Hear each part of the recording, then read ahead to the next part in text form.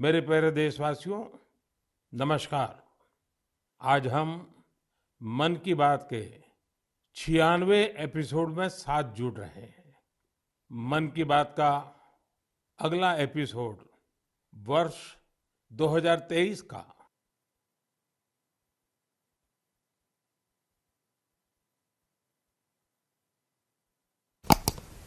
बात करने को भी बड़े आग्रह से कहा है। अतीत का अवलोकन तो हमेशा हमें वर्तमान और भविष्य की तैयारियों की प्रेरणा देता है। 2022 में देश के लोगों का सामर्थ्य, उनका सहयोग, उनका उनकी सफलता का विस्तार इतना ज्यादा रहा कि मन की बात में सभी को समेटना मुश्किल होगा। 2022 वाकई कई मायनों में बहुत ही प्रेरक रहा, अद्भुत रहा। इस साल भारत ने अपनी आजादी के 75 वर्ष पूरे किए और इसी वर्ष अमृत काल का प्रारंभ हुआ। इस साल देश ने नई रफ्तार पकड़ी।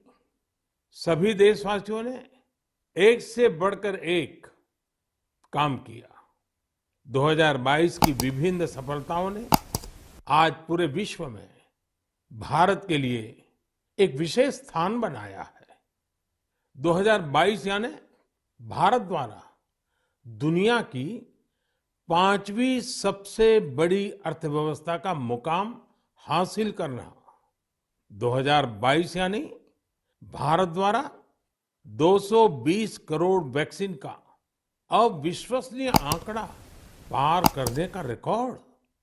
2022 यानी भारत द्वारा निर्यात का 400 बिलियन डॉलर का जादुई आंकड़ा पार कर जाना।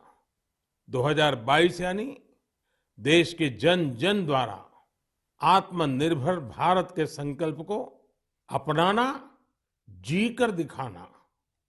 2022 यानी भारत के पहले स्वदेशी एयरक्राफ्ट कैरियर आईएनएस विक्रांत का स्वागत। 2022 यानी स्पेस, ड्रोन और डिफेंस सेक्टर में भारत का परचम। 2022 यानी हर क्षेत्र में भारत का दमखम।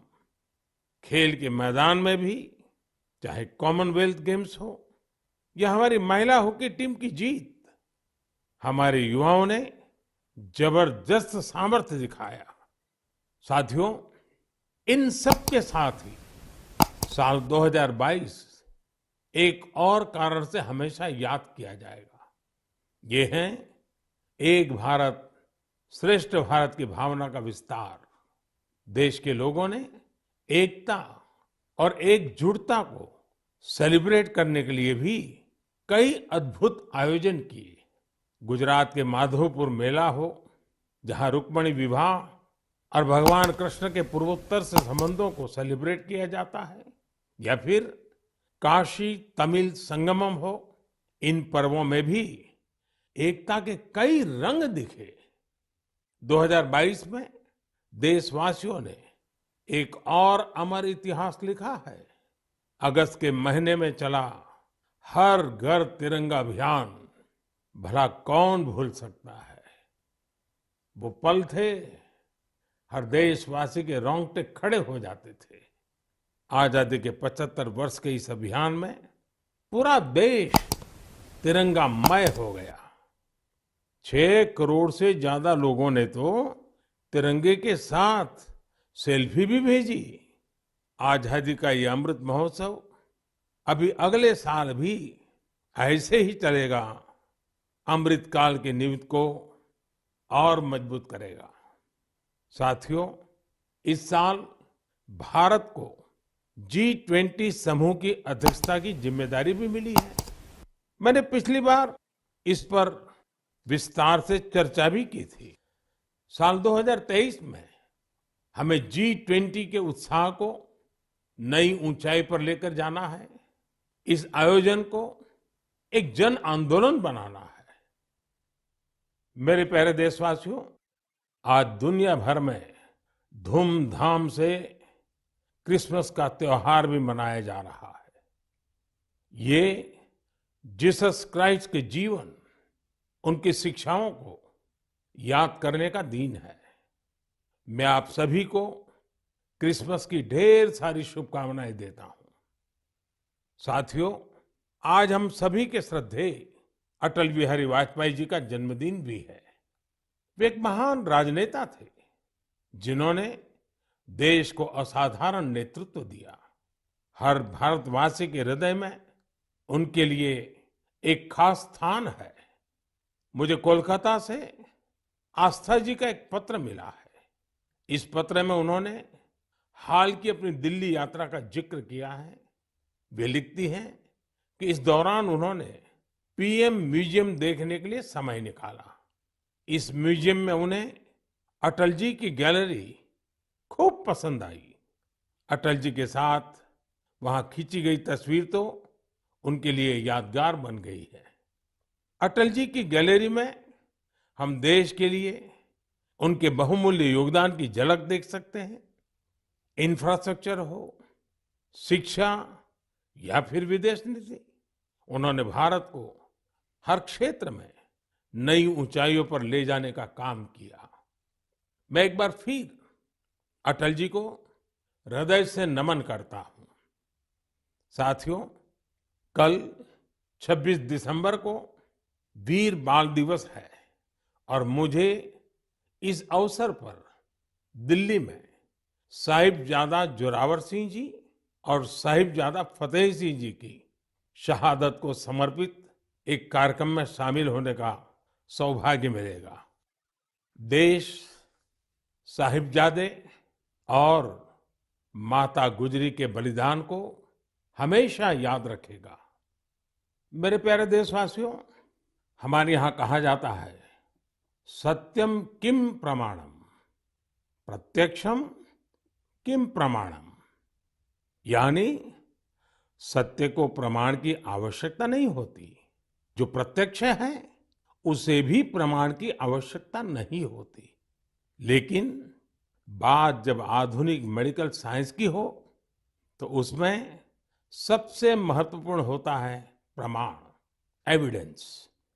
सदियों से भारतीय जीवन का हिस्सा रहे योग और आयुर्वेद जैसे हमारे शास्त्रों के सामने एविडेंस बेस्ड रिसर्च की कमी हमेशा हमेशा एक चुनौती रही है। परिणाम दिखते हैं लेकिन प्रमाण नहीं होते हैं। लेकिन मुझे खुशी है कि एविडेंस बेस्ड मेडिसिन के युग में अब योग और आयुर्वेद आधुनिक युग की जांच और कसौटियों पर भी खरे उतर रहे हैं। आप सभी ने मुंबई के टाटा मेमोरियल सेंटर के बारे में जरूर सुना होगा। इस संस्थान ने रिसर्च, इनोवेशन और कैंसर केयर में बहुत नाम कमाया है। इस सेंटर द्वारा की गई एक इंटेंसिव रिसर्च में सामने आया है कि ब्रेस्ट कैंसर के मरीजों के लिए योग बहुत ज्यादा असरकारी है। टाटा मेमोरियल सेंटर ने अपनी रिसर्च के नतीजों को अमेरिका में हुई बहुत ही प्रतिष्ठित ब्रेस्ट कैंसर कॉन्फ्रेंस में प्रस्तुत किया है। इन नतीजों ने दुनिया के बड़े बड़े एक्सपर्ट्स का ध्यान अपनी तरफ खींचा है, क्योंकि टाटा मेमोरियल सेंटर ने एविडेंस के साथ बताया है कि कैसे मरीजों को योग से लाभ हुआ है। इस सेंटर की रिसर्च के मुताबिक योग के नियमित अभ्यास से ब्रेस्ट कैंसर के मरीजों की बीमारी के फिर से उभरने और मृत्यु के खतरे में 15% तक की कमी आई है। भारतीय पारंपरिक चिकित्सा में यह पहला उदाहरण है जिसे पश्चिमी तौर तरीकों वाले कड़े मानकों पर परखा गया है। साथ ही यह पहली स्टडी है जिसमें ब्रेस्ट कैंसर से प्रभावित महिलाओं में योग से क्वालिटी ऑफ लाइफ के बेहतर होने का पता चला है। इसके लॉन्ग टर्म बेनिफिट्स भी सामने आए हैं। टाटा मेमोरियल सेंटर ने अपनी स्टडी के नतीजों को पेरिस में हुए European society of medical oncology में उस सम्मेलन में प्रस्तुत किया है। साथियों, आज के युग में भारतीय चिकित्सा पद्धतियां जितनी ज्यादा एविडेंस बेस्ड होगी, उतनी ही पूरे विश्व में उनकी स्वीकार्यता बढ़ेगी। इसी सोच के साथ दिल्ली के एम्स में भी एक प्रयास किया जा रहा है। यह हमारी पारंपरिक चिकित्सा पद्धतियों को वैलिडेट करने के लिए 6 साल पहले centre for integrative medicine and research की स्थापना की गई। इसमें लेटेस्ट मॉडर्न टेक्निक्स और रिसर्च मेथड्स का उपयोग किया जाता है। यह सेंटर पहले ही प्रतिष्ठित अंतर्राष्ट्रीय जर्नल्स में 20 पेपर प्रकाशित कर चुका है।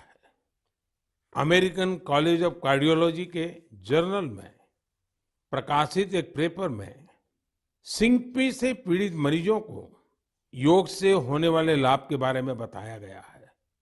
इसी प्रकार न्यूरोलॉजी जर्नल के पेपर में माइग्रेन में योग के फायदों के बारे में बताया गया है। इनके अलावा कई और बीमारियों में भी योग के बेनिफिट्स को लेकर स्टडी की जा रही है, जैसे heart disease, depression, sleep disorders और प्रेगनेंसी के दौरान महिलाओं को होने वाली समस्याएं। साथियों, कुछ दिन पहले ही मैं वर्ल्ड आयुर्वेद कांग्रेस के लिए गोवा में था। इसमें 40 से ज्यादा देशों के डेलीगेट शामिल हुए और यहाँ 550 से अधिक साइंटिफिक पेपर्स प्रेजेंट किए गए। भारत सहित दुनिया भर की करीब 215 कंपनियों ने यहाँ एग्जीबिशन में अपने प्रोडक्ट्स को डिस्प्ले किया। 4 दिनों तक चले इस एक्सपो में 1 लाख से भी अधिक लोगों ने आयुर्वेद से जुड़े अपने एक्सपीरियंस को एंजॉय किया। आयुर्वेद कांग्रेस में भी मैंने दुनिया भर से जुटे आयुर्वेद एक्सपर्ट्स के सामने एविडेंस बेस्ड रिसर्च का आग्रह दोहराया। जिस तरह कोरोना वैश्विक महामारी के इस समय में योग और आयुर्वेद की शक्ति को हम सभी देख रहे हैं, उसमें इनसे जुड़ी एविडेंस बेस्ड रिसर्च बहुत ही महत्वपूर्ण साबित होगी।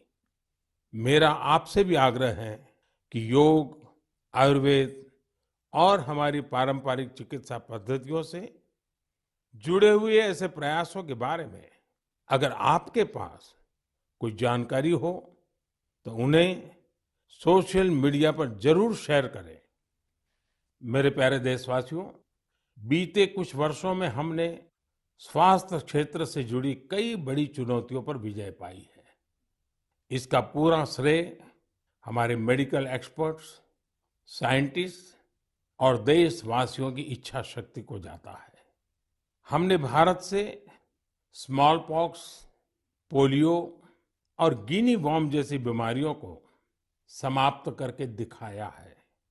आज मन की बात के श्रोताओं को मैं एक और चुनौती के बारे में बताना चाहता हूं, जो अब समाप्त होने की कगार पर है। ये चुनौती है, ये बीमारी है कालाजार।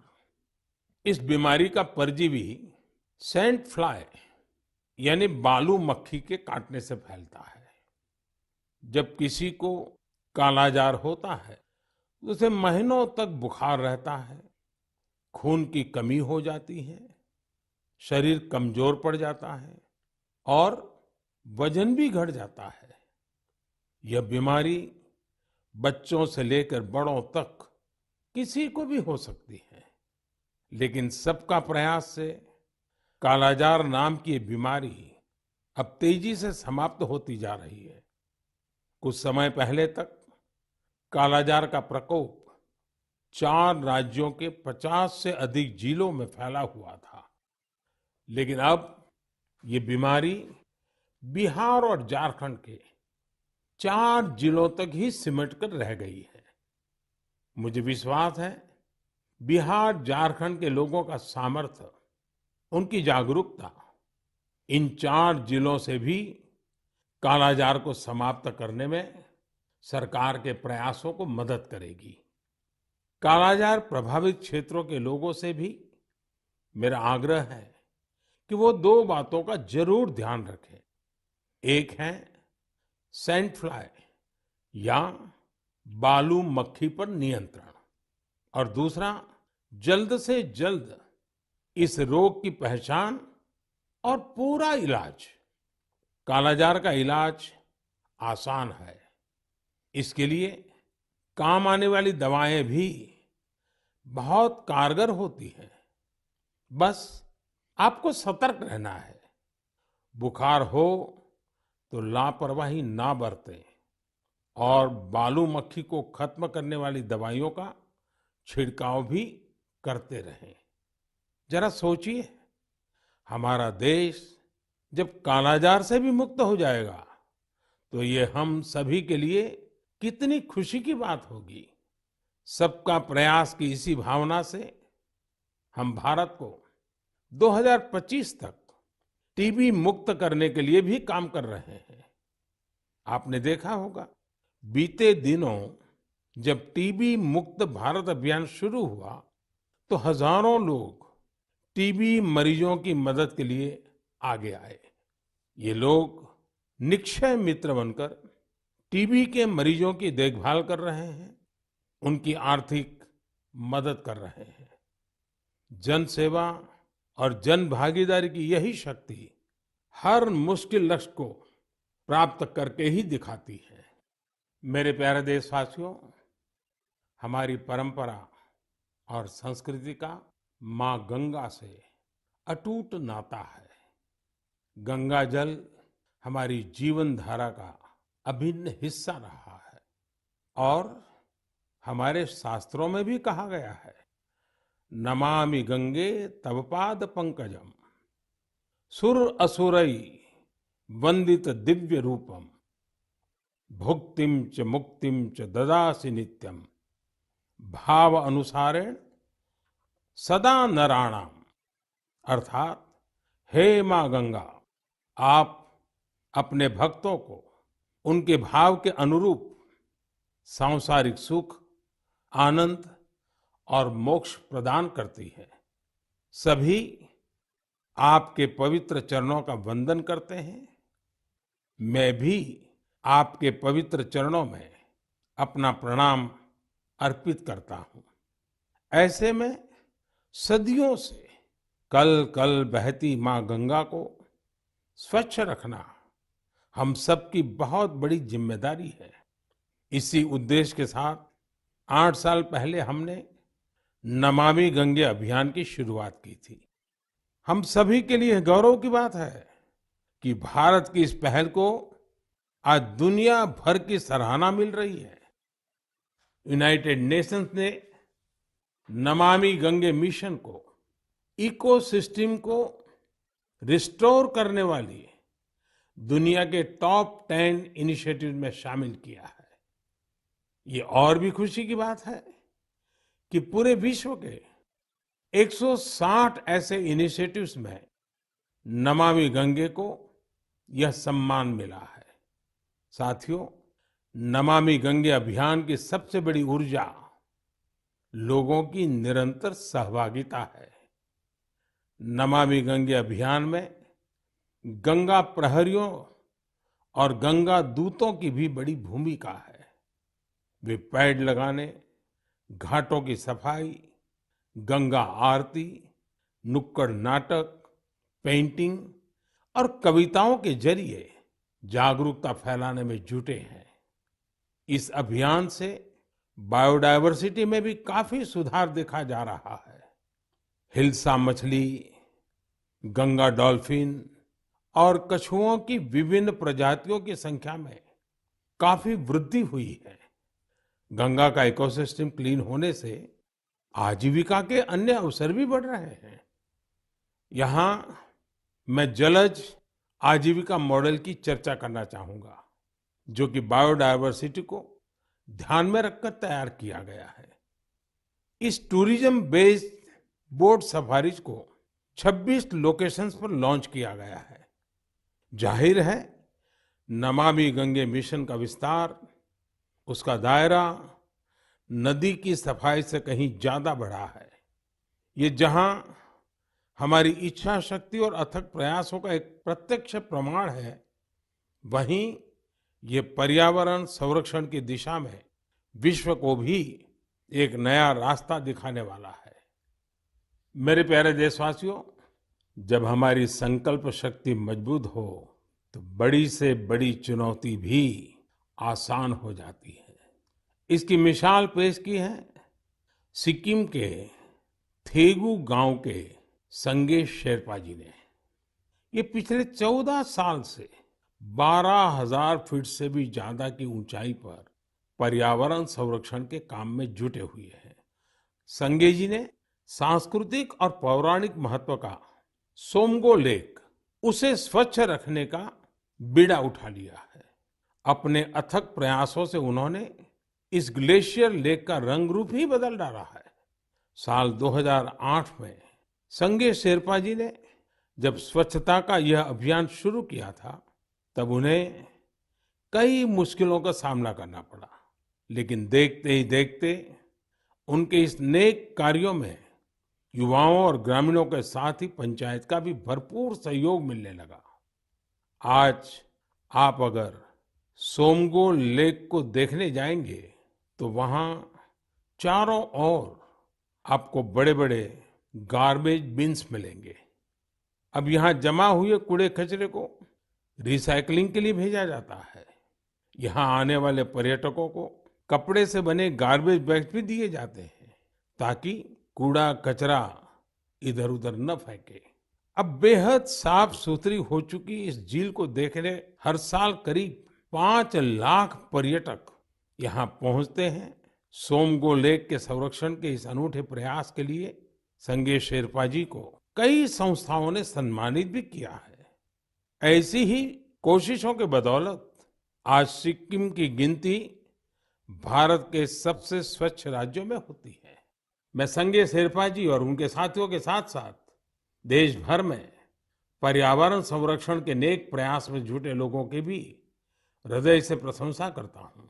साथियों, मुझे खुशी है कि स्वच्छ भारत मिशन आज हर भारतीय के मन में रच बस चुका है।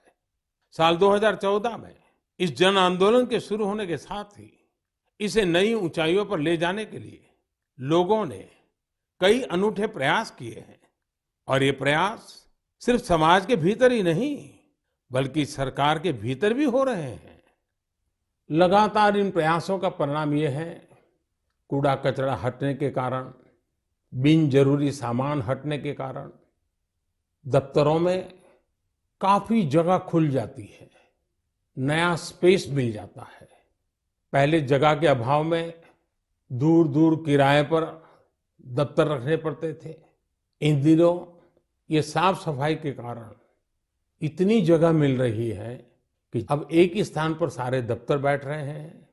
पिछले दिनों सूचना और प्रसारण मंत्रालय ने भी मुंबई में, अहमदाबाद में, कोलकाता में, शिलांग में, कई शहरों में अपने दफ्तरों में भरपूर प्रयास किया और उसके कारण आज उनको 2-2, 3-3 मंजिलें पूरी तरह नए सिरे से काम में आ सके ऐसी उपलब्ध हो गई। ये अपने आप में स्वच्छता के कारण हमारे संसाधनों का ऑप्टिमम यूटिलाइजेशन का उत्तम अनुभव आ रहा है। समाज में भी, गांव-गांव, शहर-शहर में भी, उसी प्रकार से दफ्तरों में भी ये अभियान देश के लिए भी हर प्रकार से उपयोगी सिद्ध हो रहा है। मेरे प्यारे देशवासियों, हमारे देश में अपनी कला संस्कृति को लेकर एक नई जागरूकता आ रही है, एक नई चेतना जागृत हो रही है।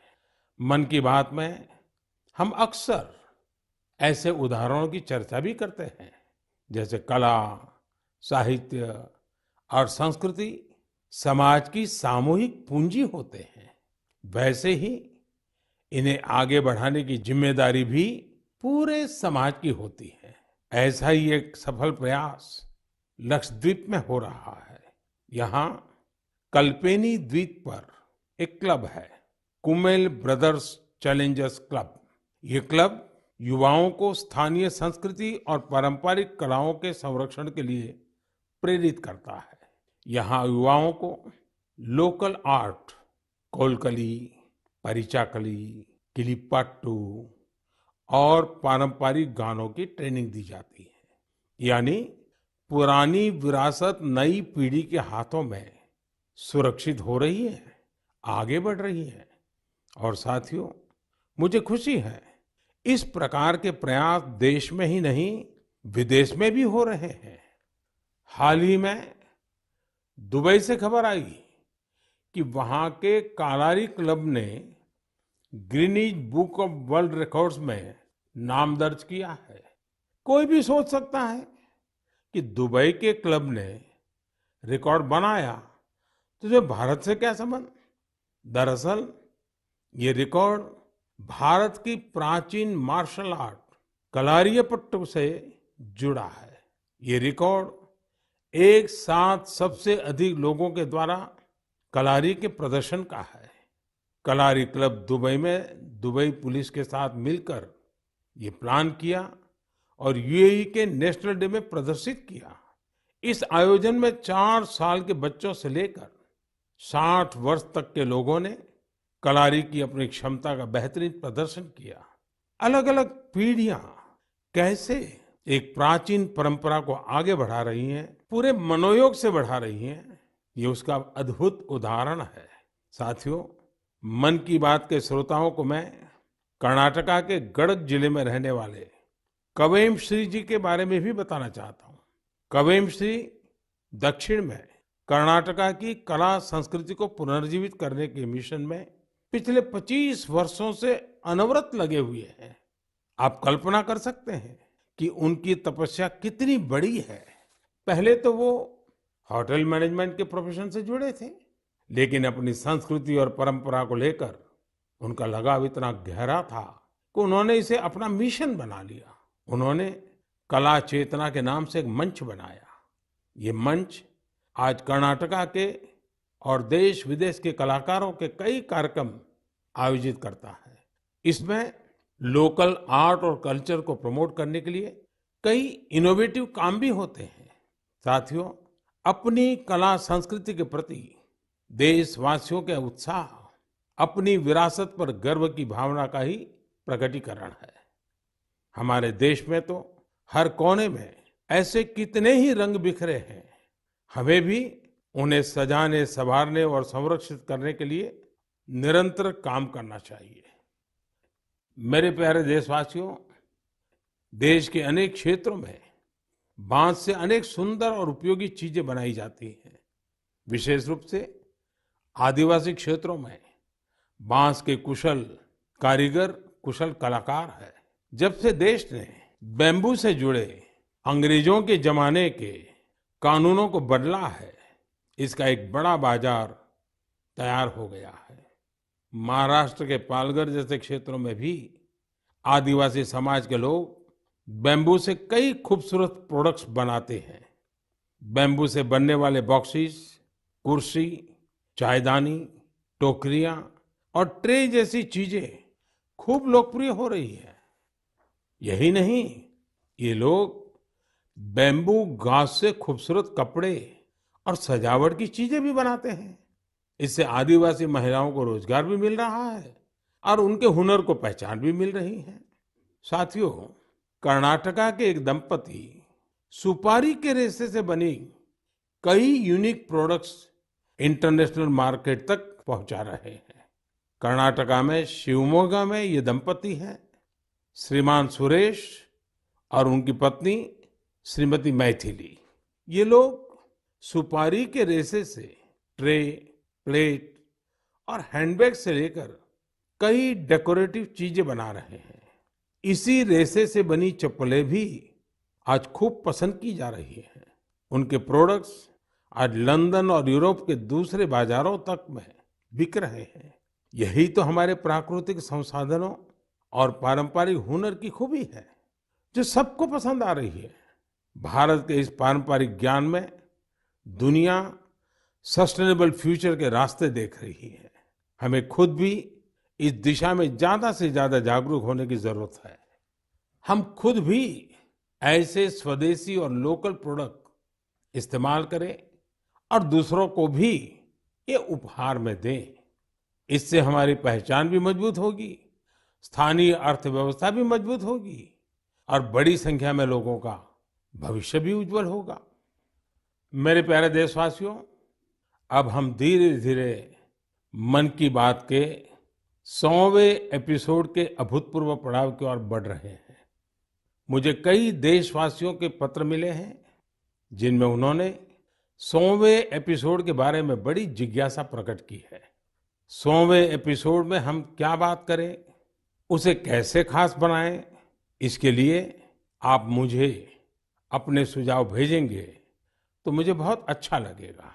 अगली बार हम वर्ष 2023 में मिलेंगे। मैं आप सभी को वर्ष 2023 की शुभकामनाएं देता हूं। ये वर्ष भी देश के लिए खास रहे, देश नई ऊंचाइयों को छूता रहे।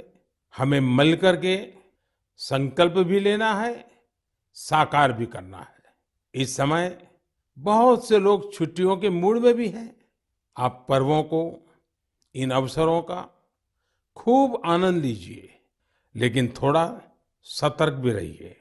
आप भी देख रहे हैं कि दुनिया के कई देशों में कोरोना बढ़ रहा है।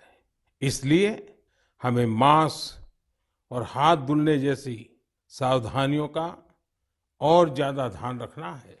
हम सावधान रहेंगे तो सुरक्षित भी रहेंगे और हमारे उल्लास में कोई रुकावट भी नहीं पड़ेगी।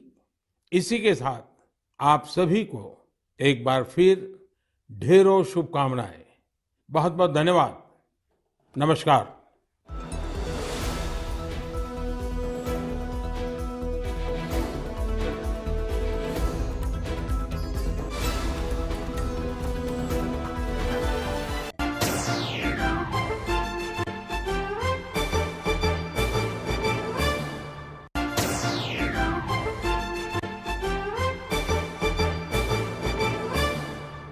রান্নার স্বাদ এবং গুণমান বৃদ্ধি মানেই সিস্টার গুঁড়া মশলা, সয়াবিন আটা সুজির পর প্রত্যেকের সুস্বাস্থ্যের জন্য এবার রান্নার তেলের দায়িত্বেও সিস্টার কাচ্চিঘনি মাস্টার্ড অয়েল। সিস্টার, আপনাদের বিশ্বাস আমাদের দায়িত্ব।